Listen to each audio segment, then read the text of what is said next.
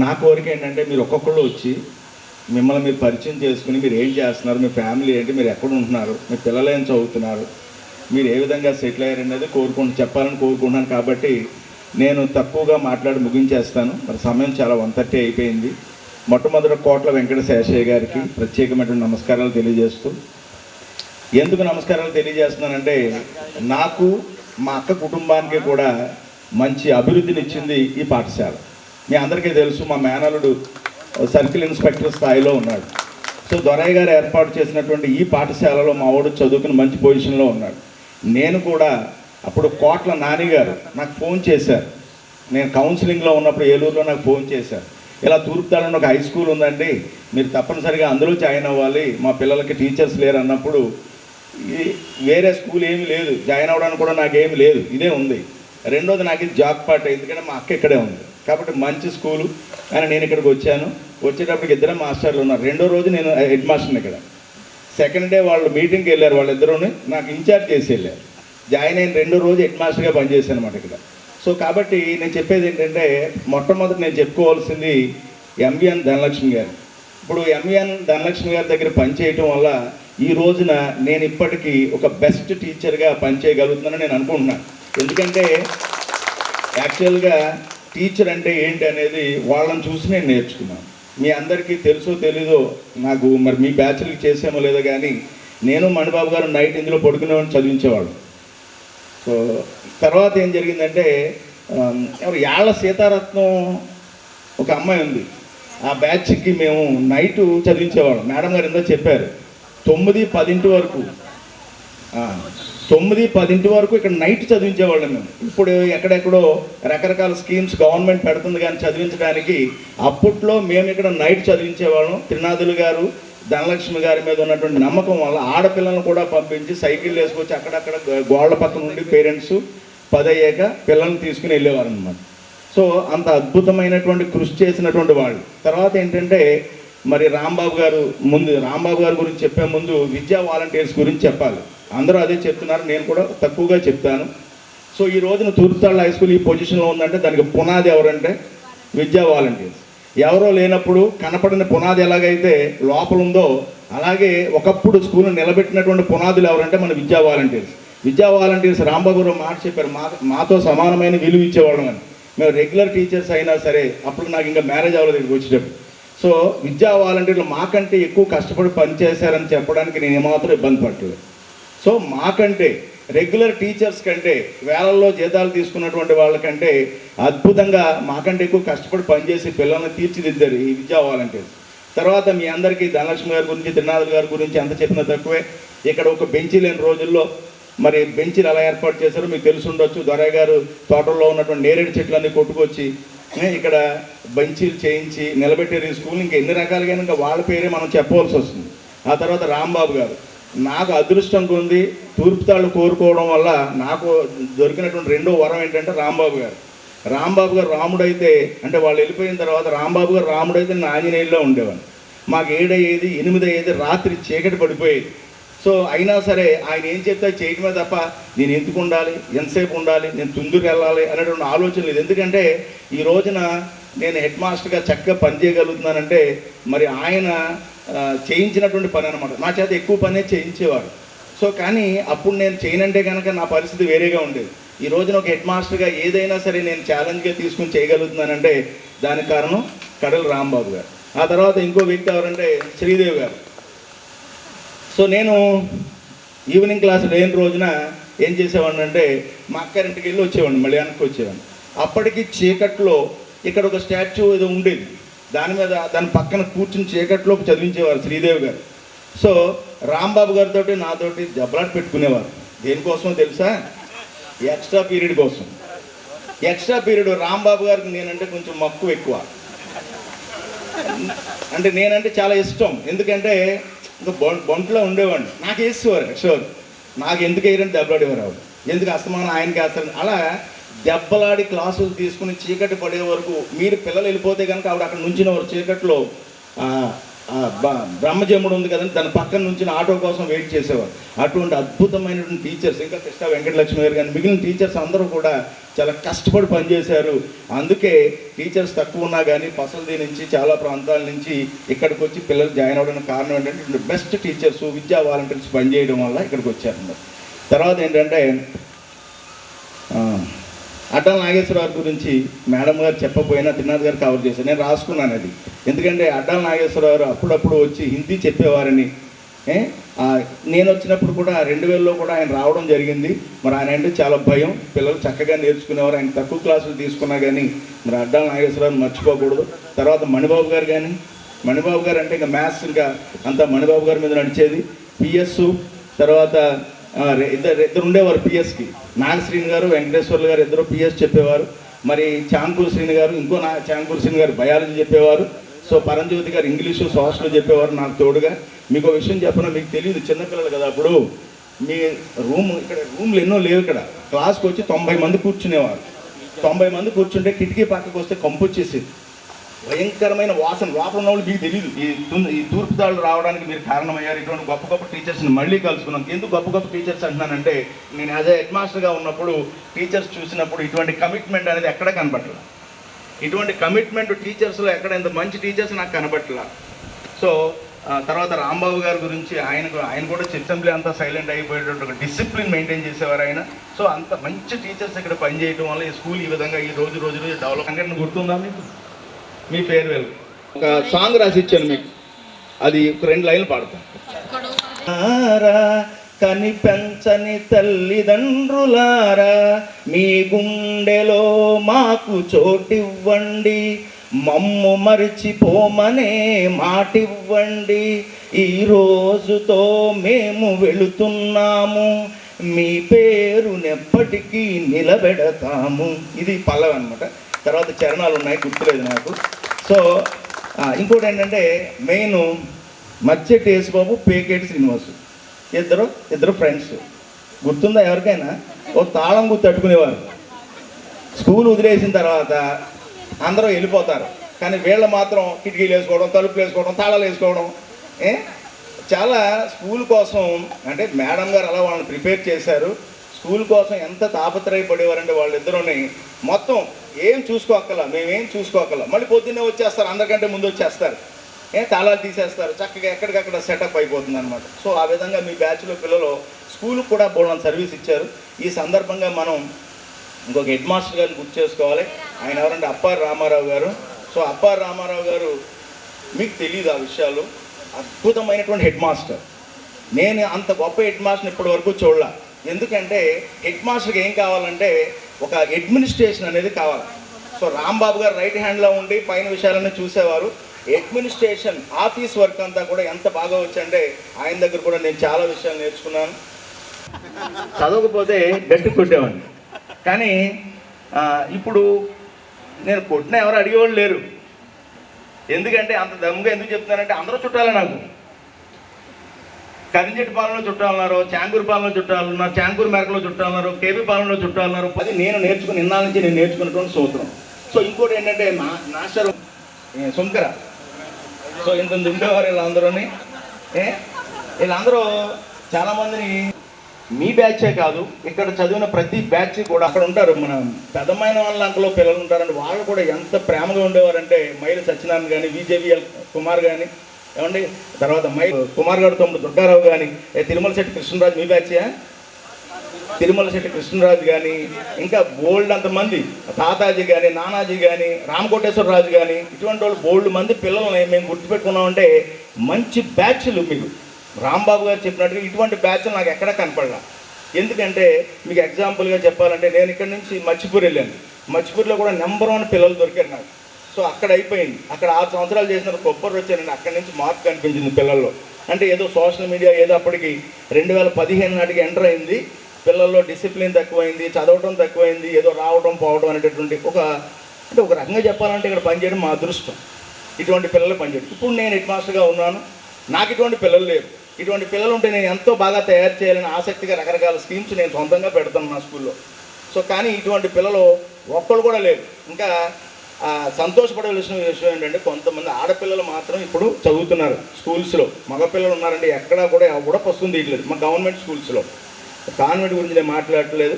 కొంతమంది ఇంకా 5-6 ఒక బ్యాచ్లో 5-6 ఆడపిల్లలు మాత్రం దొరుకుతున్నారు. మేము చెప్పినట్టు విన్నారు, మంచి మార్కులతో పాస్ అవుతున్నారు. 550 560 తెచ్చుకున్నారు వాళ్ళు మాత్రమే. సో కాబట్టి ఈ తూర్పు తాడులో పనిచేయడం మా అందరి అదృష్టం. మీలాంటి పిల్లలు దొరకడం మరీ అదృష్టం. కాబట్టి ఇటువంటి దీన్ని పిలిచినందుకు నేను చాలా సంతోషంగా ఉన్నాను అనమాట. ఏమాత్రం నాకు శ్రమ అని అనుకోవట్లేదు, చాలా సంతోషంగా ఉంది. తర్వాత ఏంటంటే చెప్పేశాను కదా, పేకేటి పెచ్చెట్టి చెప్పేశాను కదా. తర్వాత అంతే, ఇంకా మిగిలిన వాళ్ళు మాట్లాడతారు. తర్వాత మీరు మాట్లాడండి. మెయిన్ ఏంటంటే మేము కోరుకునేది ఏంటంటే, నేను ఫలానా స్టూడెంట్ అండి, నా పేరు ఇది, నేను ఇది చదువుకున్నాను, నేను ఇక్కడ ఉన్నాను, ఇది చేస్తున్నాను, మా పెళ్ళయింది, పిల్లలు ఎంతమంది, వాళ్ళు ఇలా ఉన్నారని చెప్తే కనుక మాకు చాలా సంతోషంగా ఉంటుంది. చివరిగా చెప్పే మాట ఏంటంటే, మేము ఎప్పుడైనా ఎక్కడైనా ఒక పిల్లవాడు ఎదురై నేను మీ స్టూడెంట్ అండి, నేను ఇలాగ మంచి పొజిషన్లో ఉన్నానని చెప్పినప్పుడు మా పిల్లలు మంచి పొజిషన్లోకి వెళ్ళినప్పటికంటే కూడా చాలా సంతోషం వేస్తుంది. ఈ సందర్భంగా చివరిగా ఒకే ఒక మాట, నేను గమనించినటువంటి విషయం ఏంటంటే, కష్టపడి చెప్పే టీచర్ల యొక్క పిల్లలు మంచి పొజిషన్లో ఉంటారనేది ధనలక్ష్మి గారి ద్వారా మేము వినడం జరిగింది. అదే చాలా సందర్భాల్లో మాకు ఎదురైంది. కాబట్టి మంచి పిల్లలు దొరకడం మా అదృష్టం. అటువంటి వాతావరణం అప్పట్లో మా పాఠాలు వినేటటువంటి మంచి వాతావరణం దొరకడం మా అదృష్టం. కాబట్టి మీ అందరినీ కలవడం నా అదృష్టం. Thank you. వారి కుటుంబాలకి నా శుభాశీస్సులు. ఇంతకుముందు మాట్లాడారు చాలామంది, చాలా విషయాలు మాకు తెలియవు. అప్పటికి మేము వచ్చేసరికి, నేను ఇక్కడికి రావడానికి ప్రధాన కారణం కూడా త్రినాథులు గారు, లక్ష్మి గారు. మా వారు తణుక నుంచి ఇక్కడికి ఈ స్కూల్కి తీసుకొచ్చారు. సరే, ఇంకా దొరయ్య గారిని ఎప్పుడు సదా స్మరణీయులైనా, ఎందుకోసం అంటే ఈ ఊళ్ళో పాఠశాల ఇప్పుడు ఇంత పురోభివృద్ధి చెందడానికి మూలకారకులు ఆయన. కాబట్టి మా ముందు ఎదిగిన వృక్షాల్లో కనపడుతున్నారు పిల్లలు. నాకు ఇప్పుడు చాలా సంతోషంగా ఉంది. చాలా మీ ఆత్మీయత అనురాగాలు మేము ఎప్పటికీ మర్చిపోలేము. ఒకవేళ అప్పట్లో ఏమైనా మిమ్మల్ని కేకలేసే ఉంటాను, తిట్టకుండా నేనైతే ఎవరిని ఉండలేదు. కానీ మీ అందరూ ఆత్మీయంగా పిలిచి నన్ను ఆదరించినందుకు మీకు ఒకవేళ నేను మిమ్మల్ని ఏమైనా నొప్పించి ఉంటే మనస్ఫూర్తిగా మన్నిస్తారు నా పిల్లలనే నమ్మకం నాకుంది. కాబట్టి ఇంకా అందరూ మాట్లాడాలి. కాబట్టి ఇప్పటితో నేను మీ అలాగే కమిటీ సభ్యులు మీ అందరికీ పేరు పేరున ప్రతి పిల్లకి పిల్లవాడికి నా ఆశీస్సులు మళ్ళీ అందజేస్తున్నాను. అందరూ సుఖంగా సంతోషంగా ఆయురారోగ్యాలతో ఉండాలని ఆ భగవంతుని ప్రార్థిస్తున్నాను. శ్రీదేవి మేడం గారిని ఈ విద్య మనందరం విద్యను అభ్యసించి మీరందరూ ఇంత మంచి పొజిషన్లోనికి రావడానికి పునాది వేసి విద్యాదాత అనిపించుకున్నటువంటి కోట్ల వెంకట శేషయ్య దొరయ్య గారికి ప్రత్యేక ధన్యవాదాలు.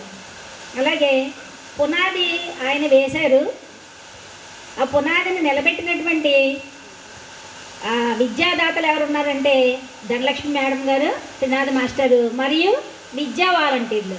వాళ్ళందరికీ కూడా ప్రత్యేక ధన్యవాదాలు తెలియజేస్తున్నాను. వేదికను అలంకరించిన ఇతర నా సహా ఉపాధ్యాయులకు నా నమస్కారాలు. ఇప్పుడు మీరు పిల్లలు కాదు, పెద్దవాళ్ళు, లేడీస్ అండ్ జెంటిల్మెన్ అన్నమాట. మీ అందరికీ నా శుభాశీస్సులు. ఇప్పుడు మీరేం పిల్లలు కాదు, మేమేం మీకు పాఠాలు చెప్పలేము. మీరందరూ మాకే పాఠాలు చెప్పే స్టేజ్లో ఉన్నారు. కాబట్టి మీ పిల్లలకు ఉపయోగపడే ఒక 2 మాటలు చెప్తాను, అవి గుర్తుపెట్టుకోండి. రాంబాబు మాస్టర్ చెప్పారు, నాకు ఈ స్కూల్ అంటే చాలా ఇష్టం, ఎందుకంటే నేను చేసిన అన్ని స్కూళ్ళ కంటే ఇక్కడ పిల్లలు చాలా మంచివాళ్ళు అని. దానికి నిదర్శనం ఏంటంటే ఇదే చూడండి, చక్కగా ఎంత చక్కగా ఎంతమంది మాట్లాడుతుంది, ఎంత చక్కగా వింటున్నారో. నా అభిప్రాయం కూడా అదే. నంబర్ 1 ఇక్కడ చదువుకున్న పిల్లలందరూ ఇప్పటికీ కూడా. నేను ఏ స్కూల్లో పనిచేసినా ఫస్ట్ డిసిప్లిన్ విషయానికి వస్తే ఈ తూర్పుతాడు హై స్కూల్లో పిల్లల గురించి చెప్తాను. అంత చక్కగా వింటారు పిల్లలు అని చెప్పి వాళ్ళకు కూడా తెలిసి చదువుకున్న వాళ్ళు మాట్లాడితే ఏదైనా డిసిప్లిన్ గురించి, మేడం గారు మీరు తూర్పుతాడు పిల్లల గురించి చెప్తున్నారా అంటారనమాట. అంచేత అది మీ తల్లిదండ్రులు అప్పుడు మీరు చదువుకున్నప్పుడు మీ తల్లిదండ్రుల యొక్క ప్రోత్సాహం అంతగా లేదు. అలాగే మీడియా ప్రభావం కూడా లేదు. చదువుకోవాలి అనేటువంటి కాంక్ష మీలో ఉంది కాబట్టి మీరంత బుద్ధిగా చాలా కష్టపడి చాలా దూరం నుంచి వచ్చారు. ఎవరు చుట్టుపక్కల నుంచి వచ్చేవాళ్ళు కాదు, అందరూ 3 కిలోమీటర్స్ మ్యాక్సిమం అక్కడి నుంచి వచ్చి చదువుకున్న వాళ్ళే. అలాగే ఇక్కడికి వచ్చి ఇక్కడ గ్యాదరింగ్ అయ్యి మనందరం ఇంత చక్కటి ఆనందకర సంఘటనలో పాల్గొనడానికి కారణం అయ్యారు. ఇందాక ఈ అమ్మాయి చెప్పింది, మాకంటే కూడా మా హస్బెండ్స్ ఎక్కువ యాంగ్జైటీ ఫీల్ అవుతున్నారండి అని. అది వాళ్ళ గొప్పతనం అయినా వాళ్ళని అంత చక్కగా ఇటు మీ వైఫ్స్ కానీ ఇటు వీళ్ళ హస్బెండ్స్ కానీ ఈ కార్యక్రమాన్ని మిమ్మల్ని పంపడానికి ఎంతగా ప్రోత్సహించారో, అలా ప్రోత్సహించేలాగా మీరు అంత బాగా వాళ్ళు చూసుకున్నందుకు ఫస్ట్ మీరు క్లాప్స్ కొట్టుకోండి. కొట్టుకోండి. నెక్స్ట్ అలాగే చక్కగా మిమ్మల్ని మీరు వాళ్ళని అంత బాగా చూసుకున్నందువల్లే వాళ్ళు మిమ్మల్ని ఇక్కడికి పంపించారు కాబట్టి వాళ్ళకు కూడా ఒకసారి క్లాస్ కొట్టండి, వాళ్ళని కూడా మెచ్చుకుంటూ. నెక్స్ట్ ఇప్పుడు మీరందరూ పెద్దవాళ్ళు అయిపోయారు, చక్కగా మంచిగా వినయంగా ఒబీడియంట్గా ఉన్నారు కాబట్టి మీరు ఎంత పెద్ద ఉద్యోగం చేసినా ఏ పని చేసినా మీరందరూ చక్కగా డిసిప్లిన్తో చేసుకుంటున్నారు. అది మనం ఏం ప్రత్యేకించి చెప్పక్కర్లేదు, మీరు ఇక్కడ కూర్చునే విధానాన్ని బట్టే తెలిసిపోతుంది మీరు ఎంత డిసిప్లిన్డ్గా ఉన్నారు. అయితే ఇప్పుడు ఉన్న కాలం వేరు, ఆ తర్వాత మీడియా ప్రభావం వేరు. ఇప్పుడున్న పిల్లలు మాత్రం అలాగా ఉండట్లేదు. మీరు పెరిగినట్టుగా మీ పిల్లలు పెరగాలి అనుకుంటే మాత్రం అది ఈ రోజుల్లో సాధ్యం కాదు. కానీ పిల్లలు ఎప్పుడూ కూడా పెద్ద అవుతూ ఉన్నప్పుడు వాళ్ళు పుట్టిన దగ్గర నుంచి ఇదివరకు పిల్లలైతే 6 నెలలు 7 నెలలు వచ్చే వరకు కూడా కళ్ళు తెచ్చి చూసేవారు కదా సరిగ్గా. ఇప్పుడు పుట్టిన వెంటనే కూడా వాళ్ళు రకరకాల హావభావాలు ప్రదర్శిస్తున్నారు పిల్లలు. కాబట్టి అంత గ్రాస్పింగ్ పవర్ పిల్లల్లో ఉంది కాబట్టి ఫస్ట్ వాళ్ళు మంచి డిసిప్లిన్ వాళ్ళు ఏర్పడాలంటే ఫస్ట్ 2 ఇయర్స్లోనూ వాళ్ళకి ఏర్పడాలి. అది ఎక్కడి నుంచి ఏర్పడుతుంది? తల్లిదండ్రులే మొదటి గురువురాలకి. ఇప్పుడున్నటువంటి సంసార బాధలు కానీ లేకపోతే రకరకాల ఉద్యోగ ఫ్రస్ట్రేషన్స్ కానీ మనకు ఉంటాయి. అవి ఏం చేస్తాం, మనలో ఉండేటువంటి ఎమోషన్స్ని మనం కంట్రోల్ చేసుకోలేం. బాగా ఆనందం వచ్చిందనుకో మన పిల్లలకి ఒక 10 చాక్లెట్లు లేకపోతే ఒక మంచి కేక్ పట్టుకొచ్చిస్తాం, లేకపోతే బజారు కారు ఎక్కించుకునో బండి ఎక్కించుకునో రైడ్కి తీసుకెళ్తాం, సంతోషపడతాం. అదే మనకు బాగా చిరాకు వచ్చిందనుకోండి, వాడు వచ్చి చాక్లెట్ అడిగితే చాక్లెట్ లేదని ఆపలిపోని కసురుకుంటాం. ఆ ఎమోషన్స్ని నీకు తెలియదు, మనం ఇలా అనడం వల్ల వాడు ఇదవుతున్నాడని, కానీ వాడు దాన్ని క్యాచ్ చేస్తాడు. ఎలా నాన్న కోపంగా ఉన్నప్పుడు ఎలా ఉన్నాడు, సంతోషంగా ఉన్నప్పుడు ఎలా ఉన్నాడని 2 ఇయర్స్లోనే వాళ్ళు క్యాచ్ చేసేస్తున్నారు ఇప్పుడు పిల్లలు. కాబట్టి ఆ ఎమోషన్స్ని మీరు కంట్రోల్ చేసుకోలేకపోతే సేమ్ వాడు కూడా మీలాగే ఎప్పుడు మిమ్మల్ని బ్లాక్మెయిల్ చేయొచ్చో వాడికి తెలుస్తుంది. నాన్న ఏ మూడ్లో ఉండగా మన కారు కొనమనాలి, లేకపోతే సైకిల్ కొనమనాలి, స్కూటర్ కొనమనాలి. 10th క్లాస్లో ఉన్న పిల్లలు కూడా స్కూటర్లు కొనుక్కుని ఇప్పుడు యాక్సిడెంట్లు ఎందుకు వస్తున్నాయంటే ఆ ఎమోషనల్ బ్లాక్మెయిల్ అనమాట.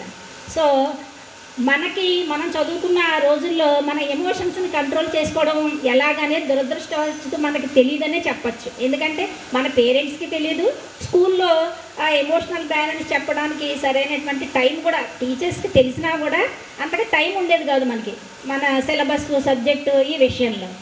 కాబట్టి ఇప్పుడు మీ పిల్లలు ఫస్ట్ నుంచి ఎమోషనల్ బ్యాలెన్స్తో ఉండాలంటే వాళ్ళకి ఫస్ట్ నుంచి మీరు ఏం చేయాలంటే భగవద్గీత శ్లోకాలు, అలాగే చిన్న చిన్న శ్లోకాలు అటువంటివి ఉన్నాయి, అవి నేర్పించండి. వాటి అర్థాలు ఏం తెలవక్కర్లేదు పిల్లలకి, మామూలుగా నోటితో దాన్ని ప్రొనౌన్స్ చేస్తే సరిపోతుంది. వాళ్ళకి చదువుకోవడం రాదు, చాలా వరకు మనకు కూడా చూసి చదవడం రాదు. ఇప్పుడు బోర్డులన్నీ టీవీలో వస్తున్నాయి, దాన్ని మీరు ఆన్ చేసి పిల్లలకి వినేటట్టు చేయండి. ఎంతసేపు కార్టూన్ షోస్ అయ్యే కాకుండా పదే వినాలి. అది వినడం వల్ల మనకి తెలియదు కానీ చిన్నపిల్లల్లో 5 ఇయర్స్ వరకు గ్రాస్పింగ్ పవర్ చాలా ఎక్కువ ఉంటుంది వాళ్ళు విన్నది. కాబట్టి ఎక్కువగా శ్లోకాలు, ఆ భగవద్గీత శ్లోకాలు ముఖ్యంగా అవి మీరు వాళ్ళకి పదే వినేట్టు చేయండి. ఆ తర్వాత మీ చుట్టుపక్కల ఎక్కడైనా వీలుంటే ఎవరైనా టీచర్ కనుక ఎవరైనా నేర్పే వాళ్ళు ఉంటే కనుక ఓవరాల్గా ఆ క్లాస్కి మీరు పిల్లల్ని పంపించండి. ఎందుకు పంపించాలి అంటే ఈ శ్లోకాలు, భగవద్గీత శ్లోకాలు, తర్వాత మిగిలిన మనం దినచర్యలో చదువుకునేటువంటి శ్లోకాలు ఎందుకు ఉపయోగపడతాయంటే మన మెదడులో ఆల్ఫా బీటా గామా అనేటువంటి వేవ్స్ ఉంటాయి. ఈ శబ్దం మనం నోటితో చేసే శబ్దం వల్ల కానీ, లేకపోతే మనం చెవులతో వినేటువంటి శబ్దం వల్ల కానీ ఈ ఈ ఈ వేవ్స్, ఈ తరంగాలు మంచి బ్యాలెన్స్లోకి వస్తాయి అన్నమాట. అలా బ్యాలెన్స్లోకి రావడం వల్ల మన మైండ్ స్టెబిలిటీ వస్తుంది మైండ్లో. ఎప్పుడైతే మన మైండ్ బ్యాలెన్సింగ్గా ఉందో ఈ భావావేశాలని కంట్రోల్ చేసుకునేటువంటి శక్తి వాళ్ళకి వస్తుంది. ఎందుకంటే మనం చేసే శబ్దం వల్లే మన మైండ్ మన కంట్రోల్లో ఉంటుందన్నమాట. అంచేత మీరు అది చిన్నప్పటి నుంచి అది వినేలాగా, అది నేర్చుకునేలాగా వాళ్ళకి మీరు ప్రోత్సహించారనుకోండి, వాళ్ళకి తెలియకుండానే వాళ్ళ మైండ్లో ఆ బ్యాలెన్సింగ్ పవర్ అనేది వాళ్ళకి వచ్చేస్తుంది. ఒక 5, 6, 7 ఇయర్స్ వచ్చిన తర్వాత ఓరల్గా నేర్చుకోవడం వాళ్ళకి వాళ్ళు ప్రాక్టీస్ చేసుకుంటారు. చెప్పగలిగితే చెప్పేవాళ్ళు ఉంటే, ఇంకా బాగా ఇంట్రెస్ట్ ఉంటే టీవీ ఆన్ చేసి వాళ్ళు కూర్చుని దాంతోపాటు నువ్వు చెప్పరా అన్నా కూడా వాళ్ళు చెప్తారు. సో ఆ రకంగా ఆ బ్యాలెన్స్ అనేది చిన్నప్పటి నుంచే నేర్పాలి. మధ్యలో ఒక 10 ఏళ్ళ తర్వాత 15 ఏళ్ళ తర్వాత నేర్పుదాం అంటే రాదు.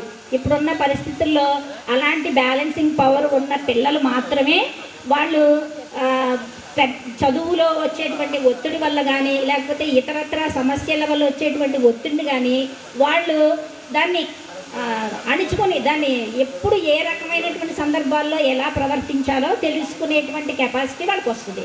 లేకపోతే ఇప్పుడు కొత్తగా పెళ్ళైన వాళ్ళని, ఈవెన్ కొత్తగా పెళ్ళైనండి ఒక 10 ఏళ్ళు అయిన వాళ్ళు కూడా ఆ ఫ్యామిలీలో ఏదైనా ఒక చిన్న ఇబ్బంది వచ్చిందనుకోండి, అలా ఎమోషనల్ బ్యాలెన్స్ లేకపోవడం వల్ల ఏం చేస్తున్నారంటే సూసైడ్కి వెళ్ళిపోతారు. పెట్టే ఆహార పదార్థాలన్నీ స్పూన్ ఫీడింగ్, వాడంతటా వాడు తినడం, మన స్పూన్తో తొయ్యాలి. అలాగే స్కూల్లో చెప్పే పాఠాలు కూడా వాడు నేర్చుకోడు. మేము మొత్తం పేపర్లన్నీ చదువంతా రుబ్బేసి ఆ పేస్ట్ స్పూన్తో నోటి దగ్గర తీసుకెళ్ళినా కూడా వాడు మింగడం చేత కావట్లేదు వాడికి. అంటే అర్థం ఏంటి? ప్రతిదీ మన వెనకాల ఉండి చెప్పి చేయించాల్సి వస్తుంది. మీరు అప్పుడు అలా చేసుకోలేదు, మీ పేరెంట్స్ చెప్పలేదు, టీచర్స్ ఎక్కువగా మేము చెప్పలేదు. మీకుండేది మేము బాగుపడాలి, మేము చదువుకోవాలని. కానీ ఇప్పుడు పిల్లల్లో అటువంటిది లేదు. అటువంటి బ్యాలెన్సింగ్ పవర్ వాళ్ళకి రావాలంటే ఖచ్చితంగా తెలుగు శ్లోకాలు, ముఖ్యంగా భగవద్గీత వాళ్ళకి నేర్పించండి. దీనివల్ల 2 లాభాలు ఉన్నాయి. ఒకటి, వాళ్ళు చక్కగా వాళ్ళ బ్రెయిన్ బాగా డెవలప్ అవుతుంది. 2, ఎమోషనల్ బ్యాలెన్స్ వస్తుంది. ఇంకోటి ఏంటంటే మన ధర్మాన్ని మనం చక్కగా పిల్లలకి అందించినట్లు అవుతుంది. మన స్వధర్మాన్ని మన పిల్లలకి మనం అందించాలి. ఇప్పుడు తెలియట్లేదు. ఇప్పుడు ఎంతసేపు పిల్లలు పెడితే కార్టూన్ షో ఏదో అది పెట్టుకుంటున్నారు తప్ప మా ధర్మానికి సంబంధించింది వినడానికి వాళ్ళు ఇంట్రెస్ట్ చూపించట్లేదు. ఎందుకంటే ఫస్ట్ 5 ఇయర్స్లోనే వాళ్ళు నేర్చేసుకుంటున్నారు ఏం చూడాలి అనేది. కాబట్టి చిన్నప్పటి నుంచి అది అలవాటు చేయండి. ఇంకొకటి, ఈ శ్లోకాలు నేర్చుకోవడం వల్ల ఇంకొక బెనిఫిట్ ఏంటంటే తెలివితేటలు అనేవి అందరూ ఒకేలాగా పుడతారు. ఎవరు తెలుగు తక్కువవాడు, తెలుగు లేనివాడు అనే ఎక్కువ వాడు అనేవాడు ఉండడు. మనం మన బ్రెయిన్ ఉపయోగించుకునే కెపాసిటీని బట్టి మనకి మన తెలివితేటలు అనేవి బయటపడతాయి. ఐన్స్టీన్ లాంటి, న్యూటన్ లాంటి వాళ్ళ బ్రెయిన్లో మెదడులో ఉన్న ఒక్క 2% మాత్రమే ఉపయోగించుకుంటే వాళ్ళు అంత గొప్ప సాంకేతిక సూత్రాలు కనిపెట్టారు. కానీ అంటే దాన్ని మనం 0.1% కూడా మన బ్రెయిన్లో ఉన్న తెలివితేటలను మనం ఉపయోగించుకోవట్లేదు. సో అలా వాళ్ళు బ్రెయిన్లో ఉన్న స్కిల్స్ని, నైపుణ్యాన్ని బయటికి తీయడానికి కూడా ఈ తెలుగు శ్లోకాలు, ఈ భగవద్గీత శ్లోకాలు చాలా ఉపయోగపడతాయి. కాబట్టి వాళ్ళకి స్కిల్ రావాలి. స్కిల్ అంటే ఏంటి? అందరూ చేస్తారు పని, కానీ చూడండి వీళ్ళ ఇంటి దగ్గర వంట చేశారనుకోండి, ఒక పలానా వెంకటలక్ష్మి వంట చేసింది, అబ్బా బ్రహ్మాండంగా ఉందిరా అంటారు. ఒకళ్ళు చేస్తే అమ్మో ఆవిడ చేస్తే మనం తినలే అంటారు. అలాగే ఒక ఎలక్ట్రీషియన్ అనుకోండి, ఒక పని అతను ఏదైనా ఎలక్ట్రికల్ సంబంధించిన ఏదైనా పని చేశాడనుకోండి, అతను వస్తే బ్రహ్మాండంగా 10 నిమిషాలు అన్నీ చేసేస్తాడంటారు. అంటే వాళ్ళు చేసేటువంటి పనిలో నైపుణ్యం, ఎవరు చెయ్యనట్టుగా తక్కువ సమయంలో పర్ఫెక్ట్గా చేయడం అన్నమాట స్కిల్ అంటే. అటువంటి స్కిల్స్ బయటపడాలంటే వాళ్ళు చెవి ద్వారా, నోటి ద్వారా చక్కటి శబ్ద తరంగాలను వినాలి. ఆ శబ్ద తరంగాలు ఎందులో ఉన్నాయంటే మన శ్లోకాల్లోనూ, భగవద్గీత శ్లోకాల్లోనూ ఉన్నాయి. కాబట్టి అవి మీరు వాళ్ళకి చిన్నప్పటి నుంచి పిల్లలకి ఏర్పాటు చేయండి. వాటి వల్ల వచ్చేటువంటి లాభాలు, బ్రెయిన్ డెవలప్ అవుతుంది, అంటే వాళ్ళ స్కిల్ పెంచుతుంది, తర్వాత ఎమోషనల్ బ్యాలెన్స్ వస్తుంది, తర్వాత ఇంకోటండి టీచర్ లాగా క్వశ్చన్ వేస్తున్నారు అనుకుంటున్నారా? ఇంకోటండి ఎమోషనల్ బ్యాలెన్స్ వస్తుంది. ఇంకోటండి మర్చిపోయారు, వాళ్ళు చేసే పనిలో స్కిల్ డెవలప్ చేసుకుంటారు, వాళ్ళు చేసే పనిలో స్కిల్ డెవలప్ చేసుకుంటారు. కాబట్టి ఆ రకంగా మీ పిల్లల్ని పెంచడానికి మీరు ప్రయత్నిస్తారని ఆశిస్తూ ఈ అవకాశాన్ని ఇచ్చినటువంటి మన వీళ్ళకి ధన్యవాదాలు తెలియజేస్తూ ముగిస్తున్నాను. Thank you. మనకి ధనలక్ష్మి మేడం గారి దగ్గర నుంచి శ్రీదేవి మేడం గారి వరకు మధ్యలో కామన్గా విన్న వర్డ్ విద్యా వాలంటీర్లు అని. వాళ్ళ సేవలు మనం తీసుకోవడం మన అదృష్టం. ఈ లంచ్ ప్రిపేర్ అయ్యి ఈ అరేంజ్మెంట్స్ చేసే లోపల ఒకళ్ళిద్దరిని వాలంటీర్గా మాట్లాడాల్సిందిగా కోరుకుంటున్నాను. ముందుగా మీరందరూ క్షమించాలి, ఎందుకంటే మీకు ఇంకా సీనియర్స్ ఉన్నారు. నేను మైక్ తీసుకుని మాట్లాడటం అంత కరెక్ట్ కాదేమో, కొంచెం నాకు బయట కొంచెం అర్జెంట్ పని ఉంది, సారీ అండి. ముందుగా వేదికలు అనిపించిన తోటి ఉపాధ్యాయులకి 2003, 2004 ఐ థింక్ మీ బ్యాచ్ అనుకుంటా, మీ పూర్వ విద్యార్థులకి నా నమస్కారాలండి. నేను తక్కువ చెప్పని ఎక్కువ భయపెట్టానండి, కానీ అలా భయపెట్టడం వల్లే నేను ఈ స్టేజ్లో ఉన్నాను. ఎందుకంటే ఆయన నుంచే నేర్చుకున్నాను క్రమశిక్షణ అంటే. నేను ఆయన చేత ఒక్కసారి కూడా కొట్టించుకోలేదు. నేను ఆ టైంలో నేను గుడ్ స్టూడెంట్ని. ఇవాళ ఇలాగా ఆయన దగ్గర పాఠాలు నేర్చుకుని మళ్ళీ వాళ్ళతోటే టీచర్స్ తోటి ఉపాధ్యాయులాగా పనిచేయడం అది పూర్వజన్మ సుకృతం అనుకుంటాను. ఎందుకంటే అది అటువంటి అవకాశం కొంతమందిగా వస్తుంది. ఆయన చెప్పి తూచా తప్పకుండా పాటించి, అంటే ఆయన అంటూ భయం నాకు నిజంగా ఒక్కసారి కూడా కొట్టించుకోలేదు. చాలా గుడ్ స్టూడెంట్గా ఉండేవాడిని. నిజంగా అలా కొట్టించుకున్న వాళ్ళు నేను గొప్పవాడిని అయ్యానంటే చాలా ఆనందంగా ఉంది. ఎందుకంటే ఆ కొట్టించుకున్న వాళ్ళు కొంతమంది ఉన్నారు నాకు తెలుసు ఇప్పటికీ, వాళ్ళు అలాగనే ఉండిపోయారు, ఎదగలేదు. నేను కష్టపడి చదివి ఎంసీఏ చేశాను, తర్వాత సాఫ్ట్వేర్ సైడ్ వెళ్ళాను, తర్వాత నాన్నగారు పోవడంలో బాధ్యత పడింది, వచ్చి చిన్న 0 స్థాయి నుంచి అప్పటికి 20 లక్షల అప్పు ఉంది. ఈరోజు 40 కోట్లు టర్న్ ఓవర్ చేస్తాను నేను సంవత్సరానికి. ఈ స్టేజ్కి ఎదిగారంటే మేడం గారు, త్రినాథుల మాస్టర్ సర్వ నిజంగా వాళ్ళు ఇచ్చిన క్రమశిక్షణ అంతా ఇంత కాదు. మేడం గారు బాగా చెప్పేవారు, గుడ్ స్టూడెంట్ నేను ఆ టైంలో.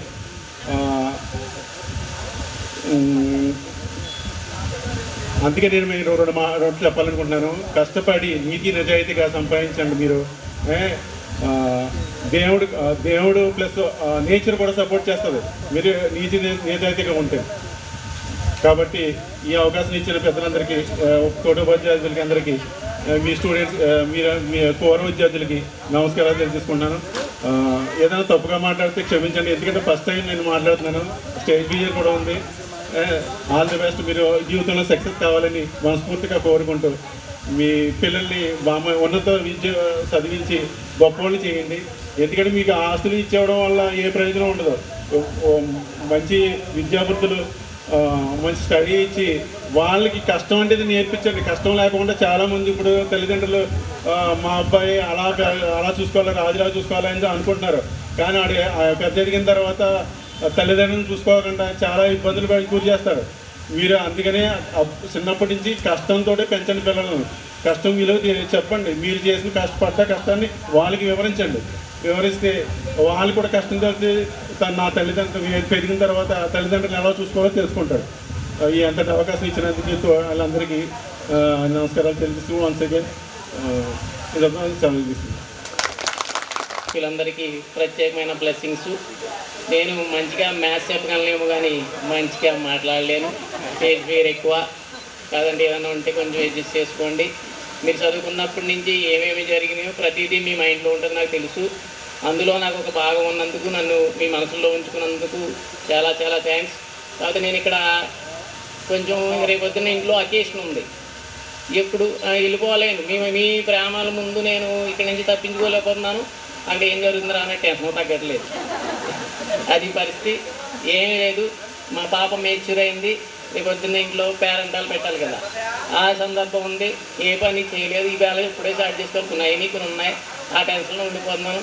పక్కన మా బ్రదర్ని అయినా అమ్మ శ్రీనాన్నయ్య గారు అవుతారు, మా సోదరులు ఉన్నారు. అందరికీ నేను చెప్పొచ్చేది ఏంటంటే, మీ పిల్లల్ని ఎలా చూసుకుంటారో మీ పేరెంట్స్ని కూడా అలా చూసుకుంటారని, ఆ ఒక్క కోరిక నాది తీరుస్తారని, దాన్ని బట్టి మీకు అర్థమై ఉంటుందని ఆలోచిస్తూ, మీరు కష్టపడే మీ రంగాల్లో ఆయురారోగ్య అష్టైశ్వర్య భోగభాగ్యాలు కలగాలని వేదికన ఉన్న పెద్దలందరూ 10 కాలాల పాటు చల్లగా ఉండాలని కోరుకుంటూ నాకు ఈ అవకాశం ఇచ్చిన అందరికీ ప్రత్యేకమైన థ్యాంక్స్ ఇస్తూ థ్యాంక్ యూ అనండి. ఉన్నత పాఠశాల వ్యవస్థాపకులు కీర్తిశేషులు కోట్ల వెంకటశేషయ్య గారు, దొరయ్య గారు, వారికి నమస్కారం తెలియజేస్తున్నాను. ఎందుకంటే వారు చాలా మరి ఇప్పుడు లేకపోయినప్పటికీ వారి యొక్క కృషి, వారి యొక్క పట్టుదల కారణంగా తుర్తల్ హై స్కూల్ ఇలాంటి పరిస్థితి రావడానికి, ఉన్నతమైన స్థానంలో ఉండడానికి దోహదం చేసింది. నేను వారిని ఎప్పుడు జ్ఞాపకం చేసుకుంటాను, వారికి నమస్కారాలు.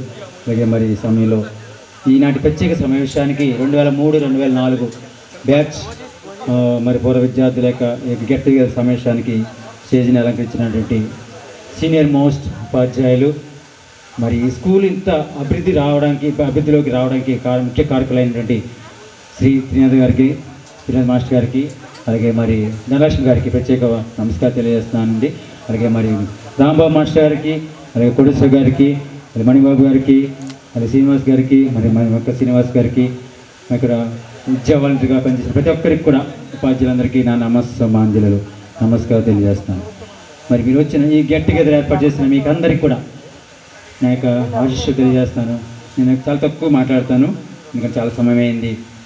అసలు ఈ స్కూల్కి నేను ఎలాగొచ్చాను అయితే మాది తుర్తాళ్ళే అయినప్పుడు కూడా ఈ స్కూల్లో ఎలాగొచ్చానంటే ఒక 2 మాటలు చెప్పి నేను ముగిస్తాను.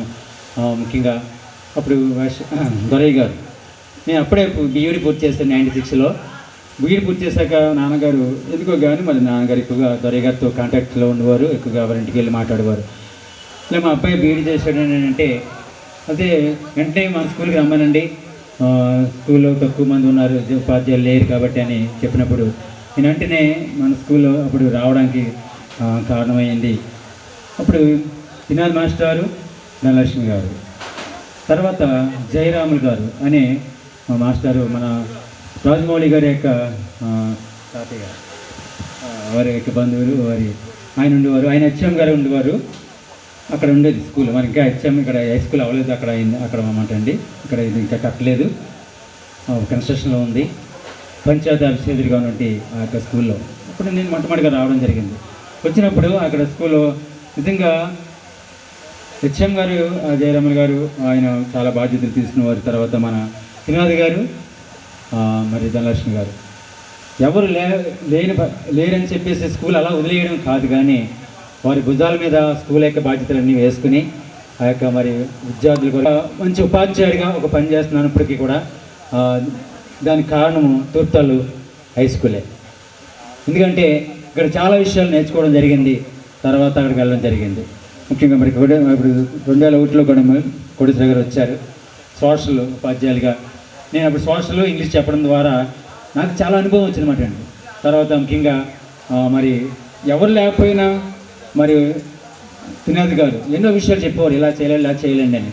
ఒక ఎక్స్పీరియన్స్ అనేది ఈ రోజుని ఒక అవార్డ్స్ ఆపైన ఏరియల్ స్కూల్కి అవార్డ్స్ గమని ఎవరు అయినా కానీ మంచి మా యొక్క ఉన్నతమైనటువంటి మిషనరీ స్కూల్ ఉన్నత పాఠశాలలో ఒక మంచి పేరు తెచ్చుకుంటున్నాను. అంటే ఒక మంచి పేరు మాకు పరంజ్యోతి గారికి ఉన్నదంటే అది తుర్తల్ హై స్కూలే దానికి కారణం.